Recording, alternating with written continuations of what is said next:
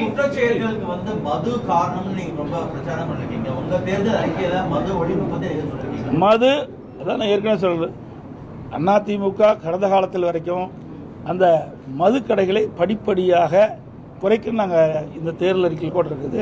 நாங்கள் சொல்லிட்டு இருக்கிறோம், படிப்படியாக தான் குறைக்க முடியும்.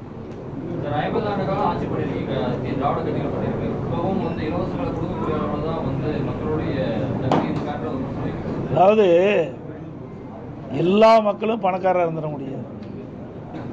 மக்களுக்கு சேவை செய்த ஒரு அரசாங்கத்தினுடைய கடமை.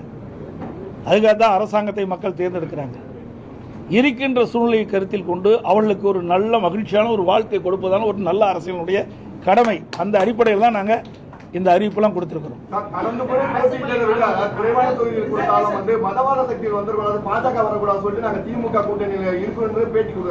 திமுகவே பாரதிய ஜனதா கூட்டணி இருந்தா அதுக்கு என்ன சொல்றீங்க?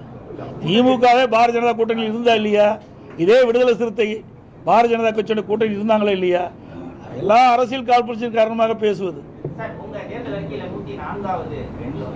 அரசு பள்ளி மாணவர்களுக்கு நீங்க கொடுத்த 7.5% வந்து 10% உயர்த்தப்படும். அதான் இப்பதான் சொன்னேன் சார். அதுதான் இப்பதான் அதுக்கு நான் பதில் கொடுத்தேன். நீங்க சரியா கவனிக்கல நினைக்கிறேன். ஏற்கனவே கிராமத்திலிருந்து நகரம் வரை அரசு பள்ளி படிக்கின்ற மாணவர்கள் பெரும்பாலும் ஏழை மாணவர்கள், ரெண்டாவது நடுத்தர குடும்பத்தை சேர்ந்தவர்கள்.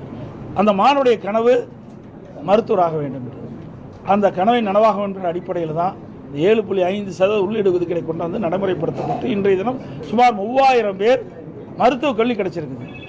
இன்றைக்கு அந்த மக்களிடத்திலும் மாணவரிடத்திலும் மிகப்பெரிய வரவேற்பு காரணத்தில் இன்றைக்கு 2.5% உயர்த்தப்பட்டிருக்கு.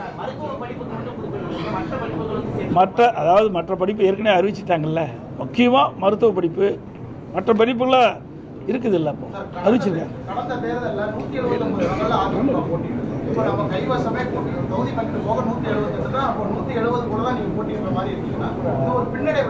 பின்னடைவு முன்னடைவுலாம் கிடையாது. திமுக எப்படி இருக்குது, நாங்கள் இப்படி இல்லை. திமுக நிலை என்ன சார்? சூழ்நிலைக்கு தகுந்த மாதிரி தான் கூட்டணி அமைக்கப்படும். இது அதிகம் போட்டிடுறது கம்மி போட்டிடுறதெல்லாம் கிடையாது. இன்றைக்கு திமுக தலைமையில் ஒரு கூட்டணி அமைச்சிருக்காங்க. எத்தனை கட்சி இருக்குது? அப்படி பார்க்கும்போது அவங்களுக்கு எத்தனை கட்சி வரப்போகுது? எத்தனை இடத்துல அவர்கள் போட்டியிட முடியும்? அதாவது சூழ்நிலைக்கு தகுந்த மாதிரி நம்ம கூட்டணி அமைக்கிறோம். அந்தந்த கட்சிக்கு நிலை கருதி அவர்களுக்கு சட்டமன்ற இடங்கள் வழங்கப்படுகிறது.